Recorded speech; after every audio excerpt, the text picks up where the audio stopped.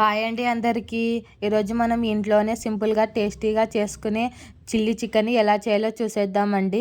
ముందుగా చికెన్ ముక్కలు తీసుకొని శుభ్రంగా కడుక్కొని చిన్న చిన్న ముక్కలుగా చేసుకోవాలండి. అందులోనే అల్లం వెల్లుల్లి పేస్టు, గరం మసాలా, ఉప్పు, కారం వేసి బాగా కలుపుకోవాలండి.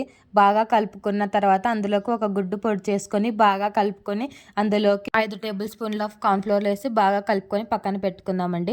ఒక బాండీలో డీప్ ఫ్రైకి సరిపడా ఆయిల్ వేసి మనం ముందుగా కలిపెట్టిన చికెన్ని బాగా మీడియం ఫ్లేమ్‌లోన ఎర్రగా వచ్చేలాగా వేయించుకొని పక్కన పెట్టుకోవాలండి. ఒక బాండీలో ఆయిల్ వేసి చిన్నగా తరుక్కున్న ఉల్లిపాయలు, ఎల్లిపాయలు, పచ్చిమిరపకాయలు వేసి అందులోనే మీడియం సైజ్ తరుక్కున్న క్యాప్సికము, ఉల్లిగడ్డ వేసి బాగా కలిపినాక హై ఫ్లేమ్‌లో పెట్టి బాగా కలిపేసి అందులోకి వాటర్ పోసి అందులోనే అల్లం వెల్లుల్లి పేస్టు, ఉప్పు, గరం మసాలా, కారము, మిరియాల పొడి, soya sauce, chilli sauce and ketchup వేసుకొని అందులోనే వెనిగర్ కూడా వేసుకోవాలండి. నేను ఇక్కడ నిమ్మకాయ వేసుకున్నాను. మీ దగ్గర వెనిగర్ ఉంటే వేసుకొని సాస్ అనేది తిక్కువ అయినాక మనం ముందుగా వేయించి పెట్టుకున్న చికెన్ వేసుకొని లాస్ట్‌లోన కొత్తిమీర వేసుకొని వేడివేడిగా సర్వ్ చేసుకుంటే చాలా బాగుంటుంది. ఈ రెసిపీ ఫుల్ వీడియో కావాలంటే కింద లింక్ ఇచ్చాను. ఒకసారి చెక్ చేయండి. Thanks for watching this video. Subscribe.